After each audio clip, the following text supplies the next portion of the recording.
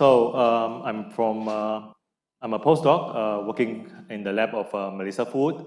I'm grateful to the organizers, Dimple, Ranjith, and Mithun for the opportunity to present our work in this meeting. So today I'm going to talk about the work that we have recently published entitled Supersciential Perturbation by EZH2 and RAS Inhibition leads to large loss of chromatin interaction and reduction in cancer growth. So as others have already introduced in this meeting, chromatin can form loops and also tags, which are self-interacting regions. And these have been studied with several C methods. Promoter enhancer loops have been shown previously, and silencer loop have been shown in mice and flies, but silencer promoter loop has not been studied in detail in the human genome. So trimethylation of histone H3 at lysine 27, also called H3K27 ME3, is a histone mark that is essential for the formation of facultative heterochromatin. So previously, Chai Chow and Zhang Ying from the lab of Melissa Food, they identify this H3K27 ME3 rich region from clustering the chip H3K27 ME3 chip-seq peak in the K562 human chronic myelogenous leukemia cell line. And they found about 690 MRR regions and also about 4,000 typical H3K27 regions. So Chai et al., they also analyzed the transcription factor binding at the MRR regions that are connected by chromatin interactions, and they found that the transcription factor called repressor element 1 silencing transcription factor, RAS, and another protein called sub-enhancer of Zester homolog 2, that these two proteins are associated with MRRs. So have been mentioned previously by other speakers in this meeting. RAS is a regulator of embryogenesis and also neurogenesis that also play a role in the adult, and also play a role in neuron differentiation. Whereas EZH2 is a catalytic subunit of PRC complex 2 that deposits H3K27 ME3 on the DNA.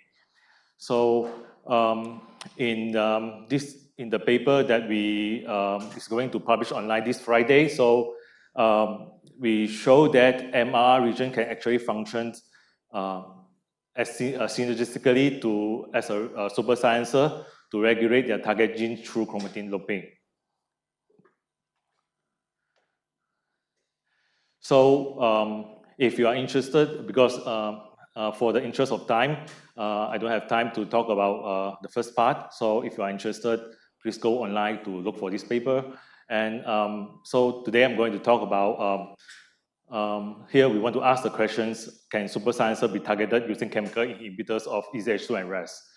So we hypothesize that combined RAS and EZH2 inhibition will lead to the loss of super silencer associated loops, and upregulation of genes that may cause cancer cell death. So the significance of our work is that perturbing super silencer may be a novel therapeutic strategy against cancer, as our lab interested is in leukemia.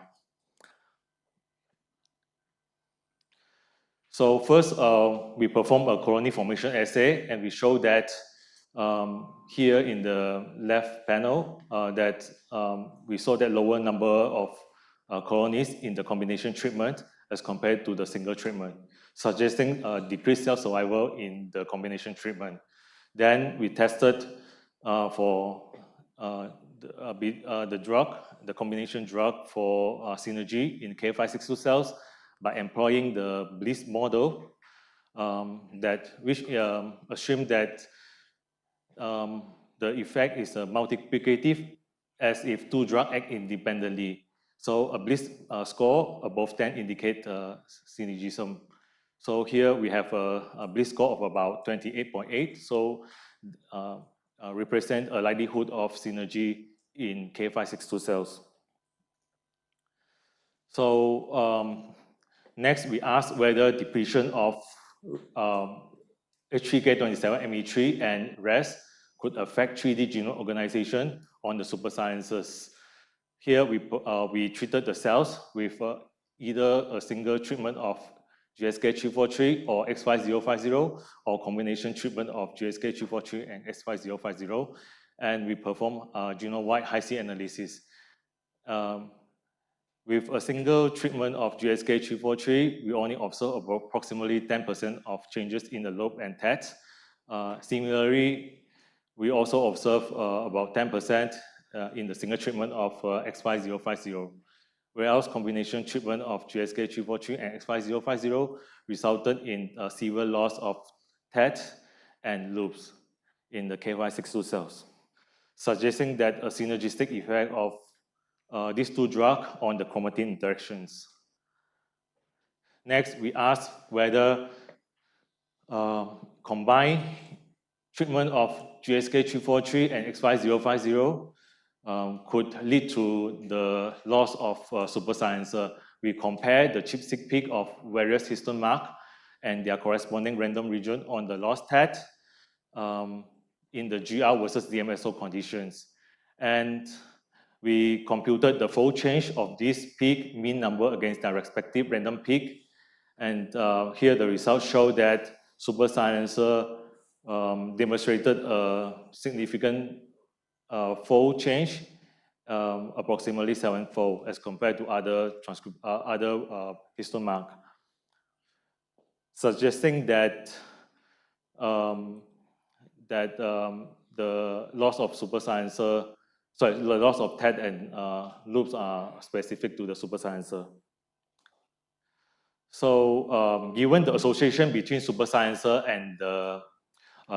and gene silencing interactions, we perform gene expression changes in K562 cells at 72 hours, and here we show that GR treatment indeed resulted in a drastic change in the transcription program.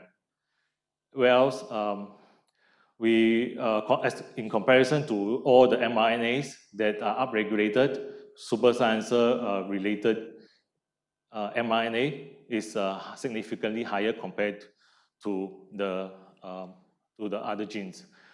So next, we were wondering whether the supersilencer upregulated genes were associated with specific functions or pathway. We performed KEGG pathway analysis, and the results show that about 74% were associated with apoptosis, cell death, and DNA damage pathway.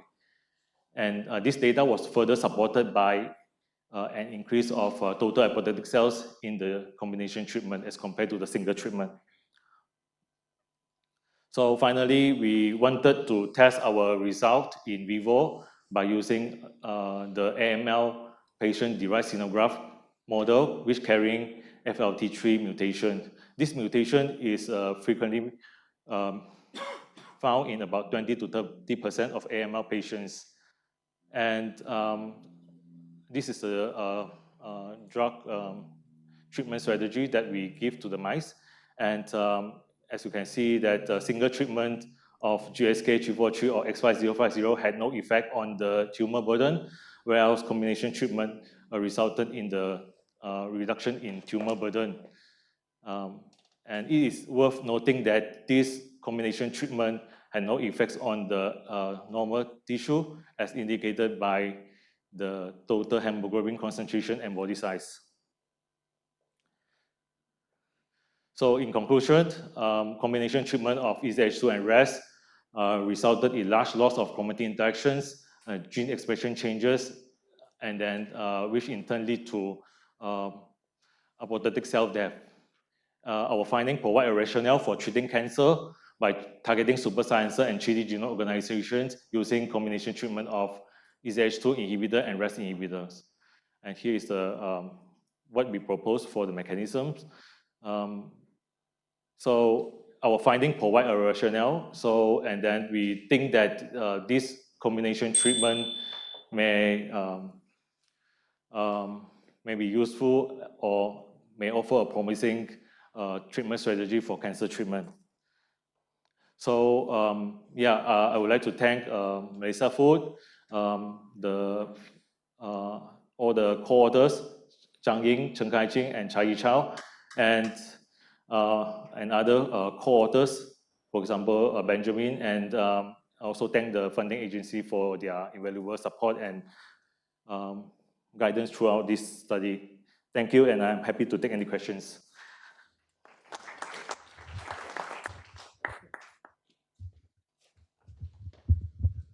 Very nice talk. So I was wondering, when super silencers, once you treat it with your repressors or the inhibitors of REST and EZH2, do you see 27AC coming back on the super silencers? 27Me3 is lost. Yes. But is it replaced with something like an activator histone, K4ME1, 27AC? It's we didn't check that, but we only checked the genome-wide.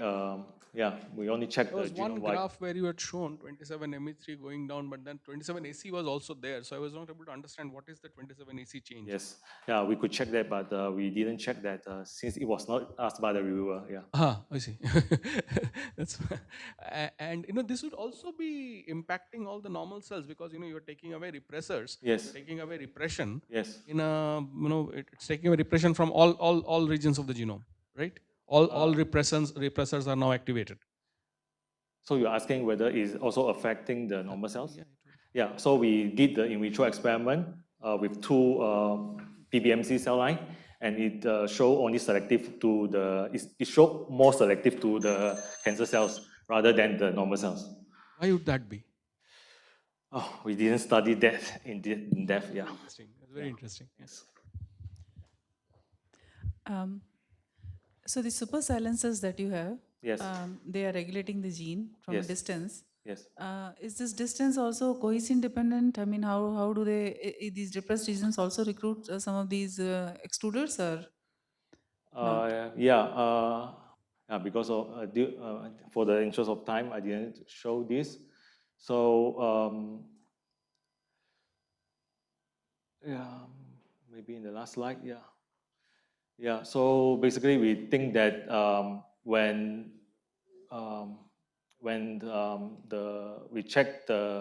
want to know the mechanism behind the loss of TET and loops. So we mine the RNA-seq data, and we show that CTCF show down regulation in the mRNA level and also in the protein level, and also top two are also down regulated. So we think that these two proteins might play a role in maintaining the structure of TET and loop. So so when we give the drug, we show that these TET are loops and lost because of these two proteins, I think. Because we show that when we knock down SICDCF and also we give the drug for etoposide, which is an inhibitor of top2, and then we only take the lost TET compared to the GR, lost TET in the GR treatment, and then we computed this pie chart, and about 72% and 64% are overlap TET. And then we compare all these three data sets, and it show that it is a proximal additive effect as compared to, because we have about 38 is from the SICDCF lost TET, GR lost TET, and also 48% are from top two and GR lost TET. Yeah. Okay. Hi, I was wondering if you have checked what happens if you allow the cells to recover after the treatment. Do these loss of contact, does it come, restores itself or not? No, we didn't continue further than 72 hours because the cells are mainly undergo apoptosis. Yes. So I wonder how big are these domains or the super silencers? Like, are there like a super enhancers, like a lot stretches, and is it what is giving a specificity for these inhibitors? So you're asking about the window? The size, how big are these domains? Domain in the super silencer. Yeah. I think when we stitch the when we stitch the window, I think it's about maybe 4 kb, I think. Yeah, compared to a super silencer, which is about, so compared to the super enhancer, which is about 12.5 kb. Yeah. I guess there will be many genes within these silencer, or kind of, they don't need to be looping, like, they could also act as a, directly act gene expression, right? Yeah. Yeah, I mean, I didn't do the, because it was published in 2021, the MRR characterization. So yeah, it was not done by me. Yeah. Thank you. Thanks. Okay, let's thank Tang and other speakers of this morning session.